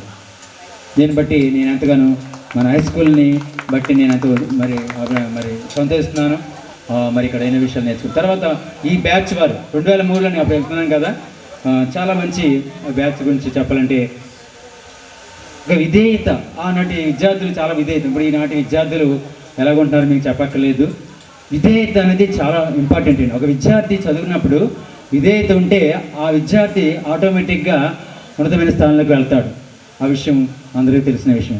అలాంటి విధేయత మరి ఆ టైంలో మీరు కలిగి ఉన్నారు కాబట్టి మీరు ఈ రోజున చాలా మరి ఉన్నతమైన స్థానంలో ఉన్నారనుకుంటున్నాం. చాలామంది ఉద్యోగాల్లోనూ బిజినెస్లోనూ ఆయా పనుల్లో మీరు నిమగ్నమై ఉన్నారు. కాబట్టి అది ఎలా వచ్చిందంటే ఆనాడు మీరు చదువుకున్న సమయంలో హై స్కూల్ విద్యలో చాలా విధేయత చూపించి ఉపాధ్యాయుల యొక్క మాట విని మరియు మీరు అలా నడుచుకున్నారు కాబట్టి దేవుడు ఈరోజు మిమ్మల్ని ఆ స్థాయిలోకి ఇందాక ఆయన చెప్పారు, నేను 40 కోట్లు సంవత్సరానికి ఆ యొక్క మరి సంపాదించడానికి ఆ యొక్క స్థానంలో ఉన్నాను మాస్టర్ చెప్పారు కదా. దేవుడు నిజంగా ఆ విధంగా మరి తీసుకొచ్చారంటే మీరు ఉపాధ్యాయుల యొక్క జ్ఞానాన్ని లేదంటే ఉపాధ్యాయులు చెప్పినట్టుగా వినడం ద్వారానే విద్యార్థి చెప్పిన ద్వారానే అలా జరిగింది. ఈరోజు నేను కూడా నేను నాకు ముఖ్యంగా నేను ఇలా ఈ స్థాయిలో ఉన్నానంటే దేవుడు మమ్మల్ని ఆశ్రయించాడంటే మరి నేను అనేక మంది ఉపాధ్యాయులు అలాగే నాకు అప్పుడు గురువులుగా అంటే నాకు ఇక్కడ పనిచేస్తున్నప్పటికీ నాకు గురువు గారు ఎవరంటే ఉపాధ్యాయ వృత్తిలో త్రినాథ్ గారు చెప్పడానికి నేను సంతోషిస్తున్నాను. ఎన్నో మెలకువలు నేర్చుకుని నేను చెప్పడం ద్వారా దేవుడు మమ్మల్ని ఆశ్రయించాడు. అలాగే మరి మేమందరూ కూడా ఆశ్రయిస్తున్నాడు. ఒక విషయం నేను చెప్పి ముగిస్తున్నాను. ఈ స్కూలు చాలా ఒక ఉన్నతమైన స్థానంలో ఉన్నదంటే మీరందరూ కూడా అలాగే అప్పుడు నువ్వు చెప్పినటువంటి ఉపాధ్యాయులు విద్యా వాలంటీర్స్ అవనివ్వండి, మరి రాంబాబు గారు కూడా నాకు తెలుసు. రాంబాబు గారు చాలా అనుభవం కలిగి చాలా సంవత్సరాలు వారు మరి అసిస్టెంట్ ఉపాధ్యాయులుగా ఉండి నడిపించారు. వారిని బట్టి కూడా నేను సంతోషిస్తున్నాను. ముఖ్యంగా మీరు ఏం చేయాలంటే మీ పిల్లలకు మంచిగా చదువు చెప్పించండి. ఒకవేళ నాకు స్తోమత లేదు లేదా మీకున్న స్తోమతలను బట్టి మీ యొక్క మీ పిల్లలకు ఖర్చు పెట్టండి. సంపాదన కాదు కానీ ఆస్తులు పాస్తులు కాదు కానీ మీ పిల్లలకు మంచి విద్యను అందించండి. ఒకవేళ కొంతమంది పేరెంట్స్ ఏమనుకుంటారంటే నేను పెళ్లి చేసేస్తాను కదా ఈ అమ్మాయికి ఎందుకు ఖర్చు పెట్టడం అనుకుంటూ ఉంటారు. అది కాదండి, ఖర్చు పెట్టండి, ఎక్కువగా ఖర్చు పెట్టండి. మీ పిల్లలకు ఉన్నతమైన విద్యను అందించండి. వారు మంచి ఉన్నతమైన స్థానంలోకి వెళ్తారు. అప్పుడు మీరు మంచి స్థానంలో దేవుడు మిమ్మల్ని తీసుకెళ్తారు. తర్వాత మరి ఈ బ్యాచ్ వారందరూ కూడా నేను చెప్పేది ఏంటంటే ఈ పిల్లలకు సెల్ ఫోన్ ఒకవేళ చిన్నపిల్లలు అయితే సెల్ ఫోన్ ఇవ్వకుండా ఉండడం చాలా మంచిది అని చెప్తున్నాను నేను, నా సలహా. ఎందుకంటే సెల్ ఫోన్ వల్ల ఈ రోజున చాలామంది పిల్లలు మరి పక్కదారి పడుతున్నారు. కాబట్టి ఆ సెల్ ఫోన్ అనేది ఫోన్ చేసుకోవడానికి ఇవ్వడం కానివ్వండి, కాల్ చేయాలన్నా ఫ్రెండ్స్ కాల్ చేసుకోవడానికి ఇవ్వండి. కానీ మిగతా విషయాలు దేనికి కూడా ఎక్కువగా మొబైల్ వాడకం అనేది తగ్గించడానికి మీరు ప్రయత్నం చేయాలని నా యొక్క సలహా. నేను మరి మీరందరూ కూడా ఇంత కష్టపడి మా ఇల్లు ఎవరికి తెలియదు, నర్సాపురంలో చాలామంది తెలియదు కదండి. అయితే ఏదో ఒక విధంగా తెలుసుకుని మొత్తానికి మా ఇంటికి వచ్చి మరి ఇన్విటేషన్ ఇచ్చారు. మీరందరికీ కూడా నా యొక్క నమస్కారాలు తెలియజేస్తున్నాను. చాలా సంతోషిస్తున్నాను. ఈ యొక్క మంచి కార్యక్రమాన్ని నిర్వహించారంటే ఐ అప్రిషియేట్ యూ. ఎందుకంటే మమ్మల్ని మర్చిపోలేదు. చాలామంది మర్చిపోతూ ఉంటారు ఉపాధ్యాయులను. మీరు మర్చిపోకుండా ఈ మంచి కార్యక్రమాన్ని ఏర్పాటు చేసినందుకు మరి ఈ కార్యక్రమంలో మాకు కూడా భాగస్వామ్యం కల్పించినందుకు మీకు అందరికీ కూడా నా నమస్కారం తెలియజేస్తూ ముగిస్తున్నాను. ఒకసారి ఆయన నమస్కరించుకుంటూ, అదేవిధంగా ఇంత మంచి పాఠశాలలో ప్రారంభంలో మేము ఇక్కడ చేయడానికి అవకాశం కల్పించిన మా చింతాది గారు జయరాములు గారికి కూడా నేను ఒకసారి తలుచుకుంటూ, అది టైం ఎక్కువైపోయింది కాబట్టి ఒక 2 నిమిషాలే. ఈరోజు మన ధనలక్ష్మి మేడం గారు చెప్పారు, ఇందాక నా గురించి చెప్పినప్పుడు చాలా విషయాలు చెప్పారు. సో అవన్నిటికీ కారణం ఏంటంటే ఎదురుతాళ్ళు. ఎందుకంటే నేను స్టార్ట్ చేసింది అంటే బీఈడీ ఎక్కడ చదువుకుని ఉండొచ్చు, కానీ చదువు ఎలా చెప్పాలి, ఎలా అంటే ఉపాధ్యాయుడు అవ్వాలని కుతూహలం ఉండేది, ఉపాధ్యాయ వృత్తిలోకి వెళ్ళాలని ఒక పట్టుదల అయితే ఉంది. సో దాన్ని ఎలా చేయాలి ఏంటి అనే దానికి మార్గదర్శకులు కలిగించింది మాత్రం మా ధనలక్ష్మి గారు, త్రినాథులు గారు. ఎందుకంటే వాళ్ళు ఇందాక సార్ వాళ్ళు చెప్పినట్టు వాలంటీర్లు మేము టేక్ చేస్తూ అని ఎప్పుడూ చూడాల. ఒక ఫ్యామిలీ లాగా మధ్యాహ్నం 11ంటికి మళ్ళీ టీ వచ్చేసేది, ఆవిడ వెళ్ళి బయటికి పట్టుకొచ్చేసేవారు, మేమంతా టీ తాగేవాళ్ళం. ఫ్యామిలీ మెంబర్స్ లాగా ఇప్పటికీ కూడా ఎక్కడ కనపడినా కూడా ఎంత ఆప్యాయతగా మాట్లాడతారంటే దానివల్ల అలా మమ్మల్ని తీర్చిదిద్దారు. ఇప్పుడు ఇలా ఈరోజు మేమందరం విద్యా వాలంటీర్గా పనిచేసి ఈ స్థాయిలో ఉన్నామంటే దానికి కారణం ఏంటంటే వాళ్ళిద్దరు. అదేవిధంగా ఈ తుర్తాడు స్కూలు, ఎందుకంటే చెట్టు కింద ఒక క్లాసు, అమ్మవారి గుడి దగ్గర క్లాసు, సొసైటీలో క్లాసు, ఒకటి క్లాసు అలా ఉండే పాఠశాల ఈరోజు ఎలా వచ్చిందంటే దానికి కారణం ఏంటంటే దొరయ్య గారు. సో అటువంటి పాఠశాలలో మేము పనిచేసాం. అలాగే పిల్లలు కూడా నేను ఇప్పటికే చెప్తా, 24 నాకు ఎల్లుండితో 24 సంవత్సరాలు సర్వీస్ పూర్తవుతుంది. ఈ 24 సంవత్సరాలు నేను చాలా పాఠశాలలు చూశాను, చాలామంది పిల్లల్ని చూశాను. కానీ తూర్పుతాళ్ళు అంటే ఒక ప్రత్యేకమైన అభిమానం. ఎందుకంటే వాళ్ళు ఎక్కడ కనపడినా ఎంత ఆప్యాయత అంటే అది ఎక్కడ చూడలేం. ఈరోజు స్కూల్స్ చూస్తున్నాం ఎలా ఉందంటే పిల్లల పరిస్థితి అలాగే ఉంది, దారుణంగా ఉంది. అటువంటి పరిస్థితులు కాకుండా ఎంతో చక్కగా ఎగ్జాంపుల్ ఏంటి మా మణిబాబు, అసలు ఏ రోజు నేను స్కూల్లో ఏ కార్యక్రమం చేసినా ఎంత చేసినా ఫోన్ చేసి మణిబాబు ఇదంటే వెంటనే చేసేస్తాడు. మొన్న 2-3 సార్లు అన్నా, ఏదో ఎప్పుడో 4 లెక్కలు చెప్పిన పాపానికి నువ్వు ఏదైనా చేస్తున్నావని. సో అటువంటి అవకాశం కల్పించింది. అదేవిధంగా మా మిస్సెస్ కూడా హిందీలో విశ్వకవి పాఠశాలలో 20 సంవత్సరాలు పనిచేసిందంటే దానికి బేసు తుర్తాళ్ళ హై స్కూల్. అంటే బీఈడి తర్వాత చేసినా కూడా ఎలా చెప్పాలి, పిల్లలతో ఎలా ఉండాలని నేర్పింది మాకు ఏంటంటే తూర్పుతాడు. కాబట్టి ఏంటంటే మాకు ఈ ఉన్నతికి మా ఫ్యామిలీ యొక్క ఉన్నతికి కారణం ఏంటంటే తూర్పుతాళ్ళ హై స్కూల్. కాబట్టి తూర్పుతాళ్ళ హై స్కూల్ని ఎప్పటికీ మర్చిపోం. అలాగే మా రామకోటేశ్వరరావు గారితో కూడా జస్ట్ ఒక 6 నెలలు కలిసి పనిచేసే అవకాశం దొరికింది. ఆయన కూడా ఈ రోజున జిల్లాలో నెంబర్ 1 హెడ్ మాస్టర్గా ఉన్నారంటే దానికి అందరికీ నేను అనుకునేది ఏంటంటే తూర్పుతాళ్ళ హై స్కూల్. ఇక్కడ పనిచేసిన అది మాకు మా కుటుంబాలని ఎప్పుడూ అలా కాపాడుతూ ఉంటుంది. ఇదే విధంగా కొనసాగాలని కోరుకుంటూ, యాక్చువల్గా మీ బ్యాచ్కి అయితే నేను 6th 7th కూడా వెళ్ళి ఉన్నాను నాకు తెలిసి. అప్పటికి 8th 9th 10th అది చెప్పేవాడిని. అయినప్పటికీ గుర్తుపెట్టుకొని మరీ ఫోన్ చేసి మమ్మల్ని వెంటాడి నేను ఎక్కడున్నాను ఫోన్లో చెప్పమన్నా కూడా వినకుండా నన్ను కలిసి మమ్మల్ని ఆహ్వానించిన ఈ కమిటీ సభ్యులకి అలాగే మీ అందరికీ కూడా థ్యాంక్స్ చెప్తూ, నేను కోరుకునేది ఏంటంటే మీ పిల్లల్ని కూడా మీరు ప్రభుత్వ పాఠశాలలో చదివారు, మంచి ఉన్నత స్థితిలోకి వచ్చారు. మేమందరం ప్రభుత్వ పాఠశాలలో చదివాం, మంచి స్థితిలోనే ఉన్నాం. కాబట్టి మీ పిల్లల్ని కూడా ప్రభుత్వ పాఠశాలలో చదివించండి. ఇదివరకు రోజులు వేరు, ఇప్పుడు రోజులు వేరు. ఖచ్చితంగా మీ పిల్లలు కూడా మంచి అభివృద్ధిలోకి వస్తారు. ప్రభుత్వ పాఠశాలలో ఖచ్చితంగా చదివించమని కోరుతూ థ్యాంక్ యూ. ఈ హై స్కూల్కి 2 తరాలకు వారధిని. మొదటిగా ఇక్కడే స్కూల్లో మొదటి 10th క్లాస్ బ్యాచ్ మాది. మామూలుగా ఏంటంటే అసలు యాక్చువల్గా నాకు మాట్లాడడం రాదు. ఇదే ఫస్ట్ టైం మైక్ పట్టుకుని మాట్లాడడం ఇదే నాకు ఫస్ట్ టైము. బాగా స్టేజ్ ఫియర్. ఎందుకంటే నేను 9th క్లాస్లో ఉండగా నాకు ఈ వాయిస్ మారిపోయింది. 9th క్లాస్ నుంచి మళ్ళా ఇదే స్కూల్కి వచ్చే వరకు చాలా ఇన్ఫీరియారిటీ కాంప్లెక్స్ తోటి ఎవరితోటి అసలు ఉండకుండా అదే క్లోజ్గా ఉండకుండా ఇన్ఫీరియారిటీ కాంప్లెక్స్తో ఉండిపోయాను ఇంచుమించు ఒక 6-7 ఇయర్స్. అంటే ఫస్ట్ ఈ స్కూల్లో ఉండగా ఎలా ఉండేవాడినో మళ్ళీ ఈ స్కూల్కి వచ్చిన తర్వాత కానీ నేను మళ్ళా మనిషిగా మారడానికి స్కూల్ రెండు ఉపయోగాలు చేసింది అన్నమాట ఈ స్కూల్ నాకు. ముందుగా లక్ష్మీ మేడం గారికి మాస్టర్కి ముందర నేను పాదాభివందనం చేస్తూ, అలాగే మాకప్పుడు 10th క్లాస్ అంటే నేను ఎక్కువ అందరూ ఒక మంచిగా మాట్లాడడం అయితే నాకు రాదు, గొప్పగా చెప్పడం రాదు. మేము అదైతే మా 10th క్లాస్ అప్పుడు ఆ టైంలో మాకు మోడీ గారు, అలాగే అడ్డాల నాగేశ్వరరావు గారు, ఇంకా అప్పుడు హెచ్ఎంగా జయరాములు మాస్టర్ ఉండేవారు.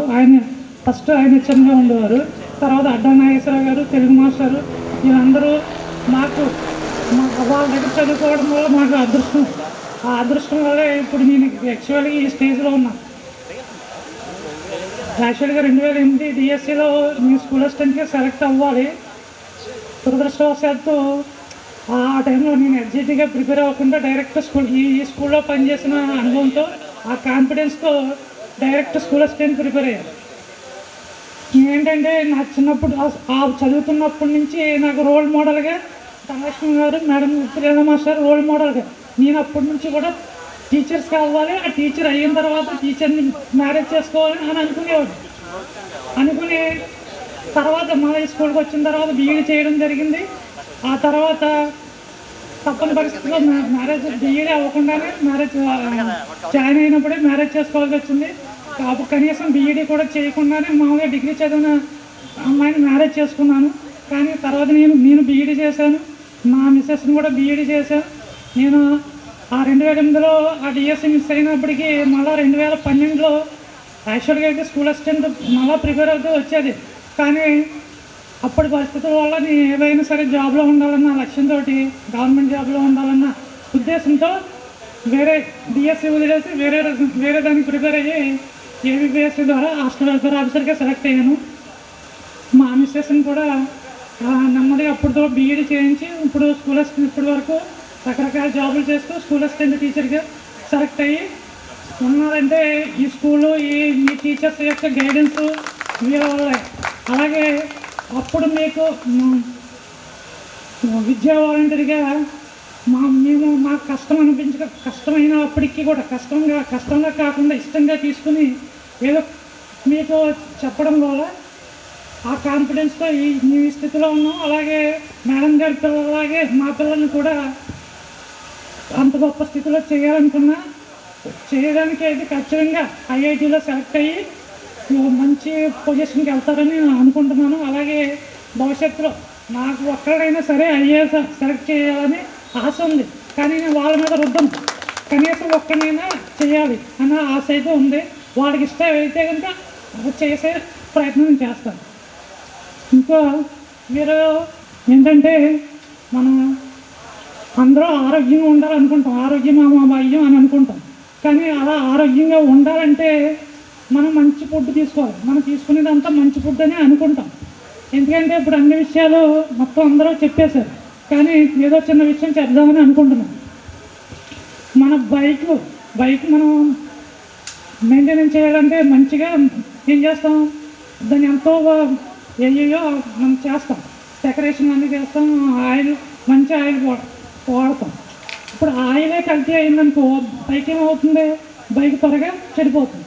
మనం తీసుకునే ఆహారమే అలా అయితే అలాంటి ఆహారం తీసుకున్నాం అనుకో మనం ఏమవుతాం, అలాగే గమ్ముని వృద్ధాప్యంలోకి వెళ్ళిపోవడం, రకరకాల అంటే క్యాన్సర్ కానీ షుగర్ అని బీపీ అని లేకపోతే ఇంకా కొత్తగా చాలా సింపుల్గానే కొలెస్ట్రాల్ పెరిగిపోయి హార్ట్ అటాక్లు వచ్చేస్తుంది. అదంతా దేనివల్ల వస్తుంది, మామూలుగా వేరే వేరే ఏయో దానివల్ల కాదు, మనం తీసుకునే ఆహారం వల్ల. మనం ఫస్ట్ ఇప్పుడు మంచినీళ్ళు తీసుకుంటున్నాం, ఆ మంచినీళ్ళు ఏం తాగుతున్నాం, ఎక్కువగా ఆర్ఓ వాటర్ ప్రిఫరెన్స్ ఇస్తున్నాం. అందరూ ఆర్ఓ వాటర్గా తాగేది, కానీ ఆర్ఓ వాటర్ తాగడం వల్ల అది మంచిది కాదు. అందులో ఉండే మినరల్స్ అన్నీ, మన బాడీకి కావాల్సిన మినరల్స్ అన్నీ మొత్తం డిలేట్ అయిపోతాయి. ఓన్లీ వేస్ట్ వాటర్ ఉంటుంది. ఆ వేస్ట్ వాటర్ వల్ల మనకి త్వరగా మనకి కాళ్ళు నొప్పులు, రకరకాల మనకి అందాల్సిన పోషకాలు ఏమీ అందవు. దాంతోపాటు ప్లాస్టిక్ బాటిల్లో తెచ్చుకుంటాం ఆర్ఓ వాటర్ అంతా.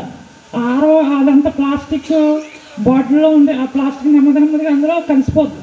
ఆ కలిసిపోయి ఏమవుతుంది, మనకి క్యాన్సర్ కారణం అవుతుంది. మనం ప్రతి దాన్ని ఎక్కువ ప్లాస్టిక్ వాడుతున్నాం, ప్లాస్టిక్ బాటిల్, అసలు ప్లాస్టిక్ దాన్ని ఎంత తొందరగా అవాయిడ్ చేస్తే అంత మనం ఆరోగ్యంగా ఉంటాం. ఇంకా మనం తీసుకునే ఆహారం ఆయిల్ తీసుకుంటున్నాం. ఆయిల్ యాక్చువల్గా వేరుశనగాయలు లేకపోతే సన్ఫ్లవర్ ఆయిల్ తీసుకున్నాం అనుకోండి. వేరుశనగాయలు 1 కేజీ వేరుశనగ ఎంత ఉంటుంది, 150 రూపాయలు 140 రూపాయలు ఉంటుంది. 1 కేజీ వేరుశనగ నూనె తీస్తే ఎంత వస్తుంది, 400 గ్రాముల నూనె వస్తుంది. కానీ 1 కేజీ గింజల రేటుకి మన ప్యాకెట్ వచ్చేస్తుంది. అంటే ఆ ఆయిల్ కల్తీదే కదా, కల్తీ ఆయిలే. కాబట్టి అది ఖచ్చితంగా మనం తీసుకునే ఫుడ్లో రకరకాల ప్రతి దాంట్లోనూ కల్తీ ఉంటుంది. మనం పాలు తీసుకున్నాం, పాలు కూడా పాలు ప్యాకెట్లు రకరకాల, అంటే మనకి విలేజ్లో మంచి పాలే దొరకవచ్చు, కానీ ఎక్కువగా అందరూ ఎక్కడో పట్టణాల్లో టౌన్లో ఉంటున్నారు. ఆ ప్యాకెట్లో ఆ పాలు కూడా ఎక్కువగా మనకు ఉత్పత్తి అయిన పాలు కంటే అమ్మే పాలు కొన్ని రెట్లు ఎక్కువ ఉంటున్నాయి. అంటే అది ఎంత ఏం చేస్తున్నారు, కల్తీ పాలు తయారు చేస్తున్నారు. అలాగే మనం తీసుకునే ఫుడ్ అన్నీ కూడా బాగా ఎక్కువగా పెస్టిసైడ్స్, ఎరువులు అతిగా ఉపయోగించేస్తాం. మనం వాడవలసిన దానికన్నా ఎక్కువ వాడేస్తున్నారు. దానివల్ల అది మనకి రోజు ఒకేసారిగా మనకు తెలదు. సంవత్సరాలు అదే ఎక్కువ వాడటం వల్ల మన ఆరోగ్యానికి మామూలుగా అందరికీ అయితే అవకాశం ఉండదు. కానీ విలేజ్లో చాలామంది ఇంకా కొంచెం విలేజ్లో ఉంటున్నారు, లేకపోతే అక్కడ సొంత ఇళ్ళలో ఉన్నవాళ్ళు ఉన్నారు. ఆ ఉన్నవాళ్ళు లేకపోతే విలేజ్లో వాళ్ళు ఏం చేయాలి, ఎక్కువగా ఆర్గానిక్ వ్యవసాయం లేదంటే మిద్దె తోటలు మనం సొంతంగా ఎన్నో కొన్ని మనం పండించుకొని లేదా కాయించుకునే అవకాశం ఉంటే అది చేసుకోవడం చాలా ఉత్తమం. లేదంటే కొంతమంది కలిసి అయినా సరే, 10 మందో 15 మందో కలిసి అందరూ అన్ని రకాలు ఒకేసారి పండించలేరు కదా. కొంతమంది కొన్ని పండిస్తే కొంతమంది ఒకరొకరు ఆ షేర్ చేసుకుని అలా వాడడం వల్ల మన ఆరోగ్యాన్ని ఎంతో కొంత రక్షించుకోగలుగుతాం. మీకు అప్పుడు 9th క్లాస్లో నేను ఫిజిక్స్ చెప్తాను. అప్పుడు ఏంటంటే స్టార్టింగ్ మీ దాంతో నేను మీ సంవత్సరమే స్టార్ట్ అయ్యాను. అప్పుడు చాలా ఇబ్బంది అయినప్పటికీ నా వాయిస్ ఇబ్బంది అయినప్పటికీ మీరు ఆ ఇబ్బంది లేకుండా బాగానే మమ్మల్ని టీచర్స్తో సమానంగా మాకు గౌరవం ఇచ్చి మమ్మల్ని ప్రోత్సహించి మాకు ఇంత గౌరవం ఇచ్చి ఇంత మమ్మల్ని గుర్తుపెట్టుకుని అందరినీ పిలిచి మాకు ఈ మర్యాద ఎంత గౌరవం కల్పించినందుకు మా అందరి తరఫున ప్రత్యేక కృతజ్ఞతలు తెలియజేస్తూ మీరందరూ ఆయురారోగ్యాలతో అంతా మంచి పొజిషన్కి వెళ్ళాలని మనస్ఫూర్తిగా కోరుకుంటూ మీ సెలవు తీసుకుంటాను. మహోన్నత కార్యక్రమాన్ని ప్రారంభించి మమ్మల్ని అందరినీ ఆహ్వానించి చక్కటి కార్యక్రమాన్ని నడిపించినందుకు మీ అందరికీ ప్రత్యేక కృతజ్ఞతలండి. మమ్మల్ని కూడా భాగస్వామ్యం చేశారు, మేము చాలా ఆనందించాం. అయితే నేను ఇక్కడ 2 years ఇంచుమించు వాలంటీర్గా చేశాను. మేడం గారు చెప్పినట్టుగా నేను మ్యారేజ్ అయిన తర్వాత ఒక చిన్న పాపకి 2nd year, ఆ టైంలో ఇక్కడికి వచ్చాను. నేను చెప్పాలి అంటే సబ్జెక్ట్ అంతా ఇక్కడే నేర్చుకున్నాను. నేను చెప్పినటువంటి ఆ సబ్జెక్టు నేను డిఎస్సిలో 2002 క్వాలిఫై హై స్కూల్ టీచర్గా సెలెక్ట్ అయ్యాను. అందుకని నేను ఎప్పటికీ మర్చిపోలేను. అలాగే సారు మేడం గారు కూడా అసలు మమ్మల్ని ఎప్పుడు వాలంటీర్గా చూడలేదు. మా రెగ్యులర్ టీచర్గా వాళ్ళతో పాటు సమానంగా చక్కగా ట్రీట్ చేసేవారు. అలాగే మేడం గారిని చూసి నేను ఇంకొకటి నేర్చుకున్నా. అంటే నాకు అప్పుడు కొత్త. మేడం గారు ఈవినింగ్ 6 అయినా సరే బయాలజీ క్లాస్ అలా 10 మంది 20 మంది అయినా సరే 10th క్లాస్ వాళ్ళని కూర్చోబెట్టుకుని క్లాస్ అలా చెప్తూ ఉండేవారు. మేడం గారు ఇంటికి వెళ్ళరా అండి అనేదాన్ని. పర్వాలేదమ్మా, ఇక్కడే కదా, నేను దగ్గరే కదా, పర్వాలేదు, పిల్లలకి చెప్పి అప్పుడు వెళ్తాను అనేవారు. ఆ డెడికేషన్ నాకు అలా మైండ్లో ఉండిపోయింది. ఈరోజు కూడా నేను పిల్లలకి ఎంతైనా చెప్పాలని ఆలోచిస్తా. అంటే ఒక విధంగా చెప్పాలంటే సారు చెప్పారు ఇందాక, మా పిల్లలు ఉన్నత స్థితిలోకి వెళ్ళిన దానికంటే మీరు సెటిల్ అయ్యారని ఎవరన్నా చెప్తే చాలా హ్యాపీ ఫీల్ అవ్వం. అసలు అది మాటల్లో చెప్పలేము. అలాగే నేను ఇక్కడ గర్ల్స్ స్కూల్లో చేసినప్పుడు ఫస్ట్ ప్రమోషన్ వచ్చిన తర్వాత ఒక అమ్మాయి 2009 బ్యాచ్, ఆ అమ్మాయి ఈరోజు Group 4 సెలెక్ట్ అయ్యి, మేడం గారు మీరు చెప్పిన మ్యాథ్స్ వల్లే నేను Group 4 కొట్టానండి అని చెప్పిన వెంటనే అసలు చాలా ఆనంద బాష్పాలు వచ్చాయి. ఈరోజు నాకు మా ఇంటికి వచ్చారు పిలవడానికి. నేను మీకు లేను కదా, చెప్పలేదు కదా అంటే 6th 7th మ్యాథ్స్ చెప్పారు కదండి, మిమ్మల్ని ఎలా మర్చిపోతాం అన్నారు. చాలా ఆనందంగా ఫీల్ అయ్యాను. Thank you to all, thank you everyone. మమ్మల్ని కూడా ఒక భాగస్వామి చేసినందుకు. లాస్ట్లో ఒక చిన్న సజెషన్ ఒకటే, కొంచెం పిల్లల్ని మీడియాకి దూరంగా ఉంచండి. ఎలా అంటే సార్ చెప్పారు, ఈ రోజుల్లో అసలు మేము చెప్పలేకపోతున్నామండి పిల్లలకి. క్లాస్లో చదివేది 3-4 రాను రాను ఎడ్యుకేషన్ వ్యవస్థ ఏమవుతుందో అసలు ఏం అంతు చిక్కట్ల. కరోనా పుణ్యమా ఏమిటో తెలియదు కానీ అసలు పిల్లలు చదవాలి అనే ఆరాటం కూడా ఉండట్లా. నేను బోర్డు మీద రాసిన అంటే మాకు ప్రాజెక్ట్ వర్క్ ఇస్తాయండి, ఇప్పుడు ఉన్నాయి బుక్స్లో రాయాలి. బోర్డు మీద రాసింది నోట్ చెయ్యండి అంటే 0 వేసుకోండి టీచర్, అలా చెప్పేస్తున్నారండి పిల్లలు. మరి తల్లిదండ్రులుగా అంటే కొంచెం మీరు ముందు బాధ్యత తీసుకుని మీడియాకి దూరంగా ఉంచి వచ్చే తరాలకి మంచి భవిష్యత్తు అందించాలని, మీరందరూ కూడా మంచి ఉన్నత స్థితిలో ఉండాలని కోరుకుంటూ ఈ అవకాశాన్ని ఇచ్చిన ప్రతి ఒక్కరికి ప్రత్యేక ధన్యవాదాలు తెలుపుకుంటున్నాను. తర్వాత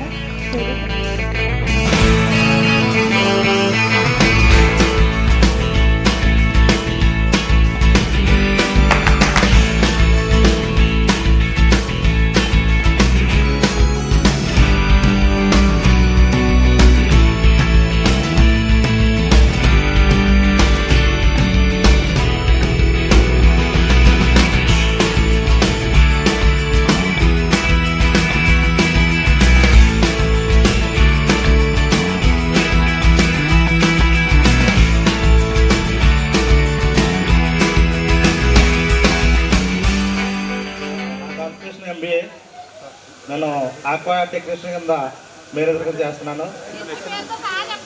కోరం రమేష్ బాబు, నాకు మ్యారేజ్ అయింది, 2 పిల్లలు. పార్వతి, మా హస్బెండ్ బిజినెస్ చేస్తున్నారు వాళ్ళ ఫ్రెండ్తో కలిసి.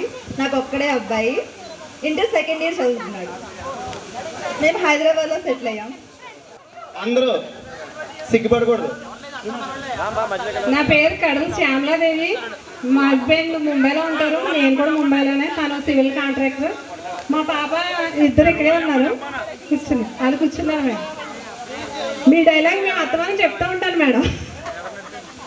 మా శ్రీదేవి మేడం అత్తమానం అంటూ ఉంటారు, body absent mind absent body present అంటూ ఉంటారు అంటే వాళ్ళు చెప్తారు మేడం. నేను అత్తమానం మీ గురించి చెప్తా ఉంటాను. మా మేడం గారు వెంకటలక్ష్మి గారు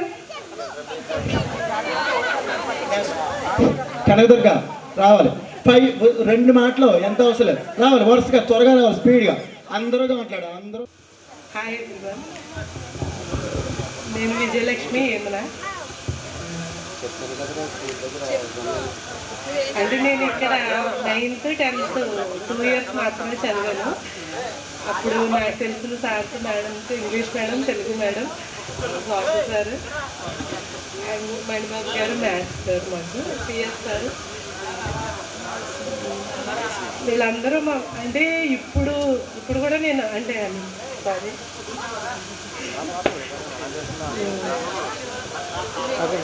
నేను ఇప్పుడు సచివాలయంలో మహిళా పోలీస్గా చేస్తున్నానండి.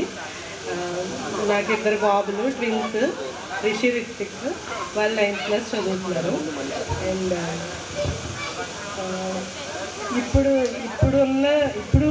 ఈ టీచర్స్ అయినా కానీ ఇప్పుడున్న పిల్లలు వేరు. అప్పుడు మేమేంటంటే అక్కడ సార్ వాళ్ళు ఉన్నారు అని అంటే వేరే పక్క నుంచి వెళ్ళేవాళ్ళు అంతా. అంటే అది భయం అని కాదు, భయంతో కూడిన గౌరవం. ఇప్పుడు పిల్లలు అంత క్రమశిక్షణగా అయితే ఉండట్లేదు. టీచర్స్ పెడదామన్నా కూడా ఇప్పుడు జనరేషన్ కొంచెం ఫాస్ట్ అయిపోయి అలా. సో మా జనరేషన్ అంటే నాకు చాలా ఇష్టం అండి. అందరూ అంతే గౌరవంగా ఉంటారు. మా ఎఫెక్షన్కి గౌరవం ఇచ్చి టీచర్స్ అందరూ ఇక్కడికి వచ్చినందుకు చాలా థ్యాంక్ యూ. అక్కడ మాకు స్కూల్స్ దగ్గర లేవు, మా ఊరి దగ్గర అనేసి ఇక్కడ మా పాప వాళ్ళ ఇంటి దగ్గర ఉండి ఇక్కడ స్కూల్లో చదువుకున్నాను నేను. ఎక్కడెక్కడో చాలా చోట్ల చదివాను. ఫ్రెండ్స్ కూడా అందరూ గుర్తుండరు. కాకపోతే అందరినీ ఇప్పుడు చూస్తూ ఉంటే బాయ్స్ని అయితే సరిగ్గా పట్టలేకపోయాను, సారీ. గర్ల్స్ అందరూ మాత్రం గుర్తొచ్చారు. చాలా హ్యాపీగా ఉంది. అంటే ఈ వంకతో అయినా ఇక్కడికి రావడం చాలా బాగుంది. Thank you. సచివాలయం చేస్తారు మేడం విజయలక్ష్మి? నేను వాసర్ దగ్గర కృష్ణా జిల్లా పల్లెపాలెం సచివాలయంలో చేస్తాను. Okay, thank you. Next sorry, అంటే నేను 9th లోనే వచ్చాను. అప్పుడు 8th క్లాస్లో మాకు అక్కడ సార్స్ అది సరిగ్గా లేక మ్యాథ్స్ అది చాలా డల్ అనమాట. అక్కడ సార్లు లేరు. నా పేరు శంకర హైమావతి. మా హస్బెండ్ వ్యవసాయం చేస్తారు. మా అబ్బాయి పేరు రామశైల దేవకుమార్, 3rd class. అమ్మాయి పేరు భార్గవి నాగశౌర్య, 2nd class. ఈరోజు ఇక్కడ ఉన్నామంటే అది దొరయ్య గారి వల్లే మనం అందరం ఇక్కడ నిలబడి ఉన్నాము. కానీ శ్రీమూర్తులు గారు, ధనలక్ష్మి మేడం అంటే నాకు చాలా ఇష్టం. వాళ్ళ వల్ల మనం అందరం మాకు మాస్టర్లైనా మణిబాబు గారు, శ్రీనివాస్ గారు, వాళ్ళకు కూడా వాళ్ళే గురువులు అయినందుకు మేము చాలా ఆనందంగా ఉన్నామండి.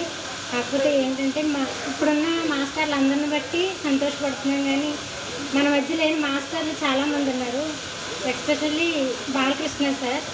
అతను నాకు చిన్నప్పుడు దారిలో ఎదురైనప్పుడు కూడా స్కూల్కి వచ్చేటప్పుడు బైక్ మీద తీసుకొచ్చేవారు, మా అక్కనే నన్ను. అతన్ని మ్యారేజ్ అయిన తర్వాత కూడా చాలాసార్లు చూశాను. బట్ అతను అయితే ఇక్కడ లేరు ఇప్పుడు ప్రస్తుతానికి మన ముందు. ఇంకొక మాస్టర్ రామారావు సార్, ఇంకొక మాస్టర్ గంధం సత్యనారాయణ గారు, వీళ్ళందరూ కూడా లేరు. వాళ్ళందరూ ఉంటే కూడా మనం చాలా హ్యాపీగా ఉండేవాళ్ళం. నేను రోజు అయితే ఈ స్కూల్ లైఫ్ని ఎప్పటికీ మర్చిపోలేను. నా ఫ్రెండ్స్ అందరినీ కూడా నేను జ్ఞాపకం చేసుకున్న రోజంటూ కూడా నాకు లేదు. నేను ఆనందపడ్డ రోజంటూ ఉంటే నాకు స్కూల్ లైఫే. చాలా థ్యాంక్స్. నమస్కారం, నా పేరు సావిత్రి. మా ఆయన సెల్ఫ్ బిజినెస్ చేసుకుంటారు. అంత హ్యాపీ. మా అమ్మాయి వచ్చి 2 పిల్లలు, పాప 9th class, అబ్బాయి 7th class. అందరూ చాలా హ్యాపీగా ఉన్నాం. కాకపోతే ఇది ఆనందం చాలా హ్యాపీగా అనిపిస్తుంది. మేడంలు అందరూ చాలా హ్యాపీగా ఉన్నారు. తెలుగు మీరు చాలా బాగా మెచ్చుకునేవారండి నన్ను. నాకు చాలా గుర్తు, తెలుగు బాగా చదువుతానని. Thank you madam.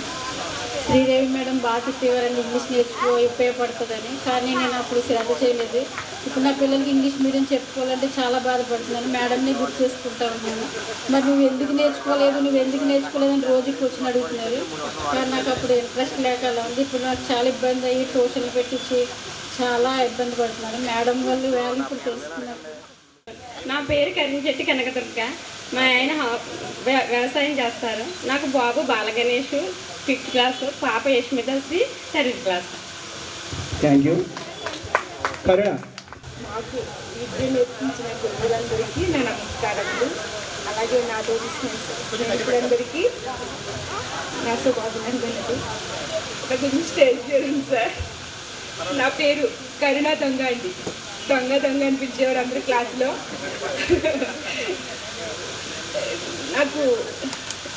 నేను బిఎడ్ చేశానండి. ప్రస్తుతానికైతే శశి స్కూల్లో సోషల్ అండ్ తెలుగు టీచర్గా పనిచేస్తున్నానండి. దిగుమతి శశి అండి, పాలకొల్లు. మా ఆయన గారు అయితే ఇంగ్లీష్ లెక్చరర్ చేస్తారండి. మా ఆంటీశ్వర్ ప్రిన్సిపల్ కూడా చేస్తున్నారు. నాకు ఇద్దరు బాబులండి. ఒకటి పావన్ శ్రీహర్ష, ఒక సెల్ఫ్ శ్రీవర్. Thank you sir. Thank you Karuna. మా ఆయన విఆర్ఓ అండి.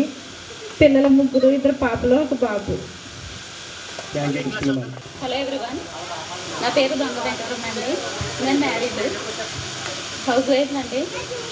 మా హస్బెండ్ డ్రైవింగ్ చేస్తారు. నాకు ఇద్దరు ఒక పాప, బాబు. అమ్మాయి అయితే ఆదిత్య కాలేజీలో ఫస్ట్ ఇయర్ ఇంటర్. బాబు అయితే 9th క్లాస్ చదువుతున్నాడు. Thank you. ప్రస్తుతానికి నేనైతే ఒంటరి పోరాటం చేస్తున్నాను. మా ఆయన గారు, మా పిల్లలు వేరే చోట ఉన్నారు. అమ్మాయి అబ్బాయి భవ్యశ్రీ, షణ్ముఖ లక్ష్మీ నరేంద్ర. పాప 9th క్లాసు, బాబు 5th క్లాస్.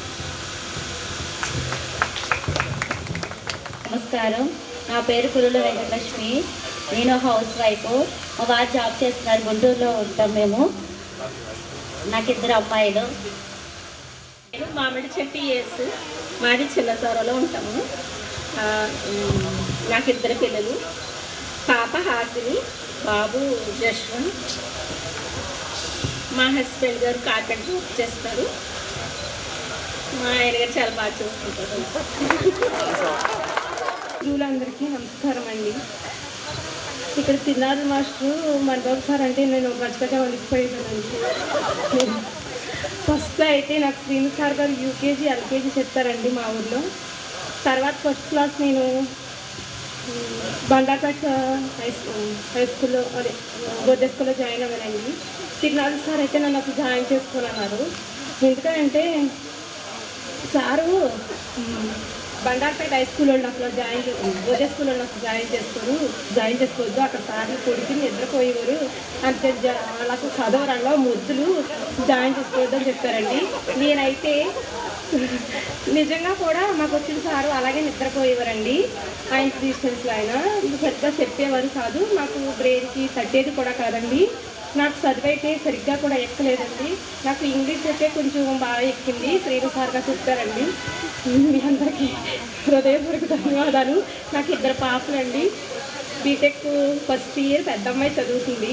విష్ణు కాలేజీలో సీట్ వచ్చిందండి. అయితే దూరం అయిపోద్దని ఇక్కడ సీతారాంపురానే చదివిస్తున్నామండి.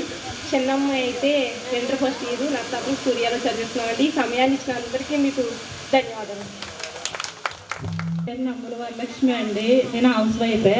ఈయనైతే బయట ఉంటారు మస్కట్లోను. నాకు ఇద్దరు బాబులండి. పెద్ద బాబు ఇంటర్ ఫస్ట్ ఇయర్, చిన్న బాబు 8th క్లాస్ సముద్రంలో చదువుతున్నాడు. కొప్పారండి. ఓం శాంతి. నా సోదరి ఆత్మలందరికీ ఓం శాంతి. నేను కుప్పం నాగలక్ష్మి. మా ఆయన అంటే వ్యవసాయం చేస్తారు. నేను హౌస్ వైఫ్. మా అబ్బాయిలు ఇద్దరు అబ్బాయిలు కాకినాడలో సూరంపాలెంలో చదువుతున్నాడు. పెద్దోడు బీటెక్ చేస్తున్నాడు ఫస్ట్. రెండోవాడు ఫస్ట్ ఇంటర్ చదువుతున్నాడు. నేను హౌస్ వైఫ్. ఓం శాంతి. అంటే ఒక పావు గంట నాకు అవకాశం ఇస్తే మాట్లాడాలనుకుంటున్నాను. అందరూ అయిపోయాక మీ అందరి సహకారం కావాలి. మరి నేను మాట్లాడాలండి. ఓం శాంతి. అందరికీ నమస్కారం. మాకు విద్యను అందించినటువంటి ఉపాధ్యాయులందరికీ నా పాదాభివందనం. కూడి వచ్చిన ప్రతి ఒక్కరికి నా శుభాశిష్యులు. నేను ఇదే స్కూల్లో 6th నుంచి 10th వరకు చదువుకున్నానండి. నా పేరు కొల్లాబొత్తుల సోని. నేను బండార్పేట నుంచి వచ్చేదాన్ని. 2 కిలోమీటర్స్. అక్కడి నుంచి ఇక్కడికి వచ్చేటప్పుడు చాలా లేట్ అయిపోయేది. సరిగ్గా ప్రేయర్ బెల్ మోగేటప్పుడు గేటు దగ్గర ఉండేదాన్ని. ప్రతిరోజు దెబ్బలు తినేదాన్ని నేను. ఎందుకంటే అక్కడి నుంచి నేను నడిచి వచ్చేదాన్ని అండి. అందువల్ల లేట్ అయ్యేది.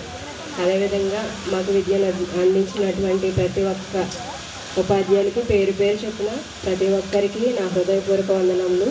అలాగే తోటి విద్యార్థులైన మీ అందరికీ నా వందనములు. నేను ఇంటర్ అయిన తర్వాత జిఎన్ఎం స్టాఫ్ నర్సింగ్ చేశానండి. కొంతకాలం దేవవారం వర్మ హాస్పిటల్లో చేశాను. మా వారు ఆకివేడు ఫిష్ ప్యాకింగ్లో సూపర్వైజర్గా చేస్తారు. నాకు 2 పిల్లలు, పాప బాబు.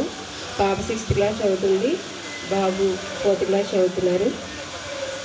నాకైతే స్కూల్లో మ్యాథ్స్ సరిగా వచ్చేది కాదు, లెక్కలు సరిగా నేను చేసేదాన్ని కాదు. రాంబాబు సార్కి మనబాబు గారికి చాలా భయపడేదాన్ని. ఎప్పుడు ప్రతిరోజు నాకు మనబాబు గారు రాంబాబు గారు గుర్తొస్తూనే ఉంటారు. అప్పుడు చెప్పేవారు, నేను వెళ్ళలేదు, ఇప్పుడు నా పిల్లలకి చెప్పలేకపోతున్నాను అనే ఒక బాధ నన్ను ఇప్పుడు వెంటాడుతూ ఉంది.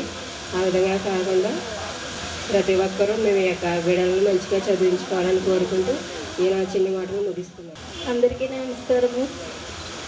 నా పేరు తిరుమల దమయంతి.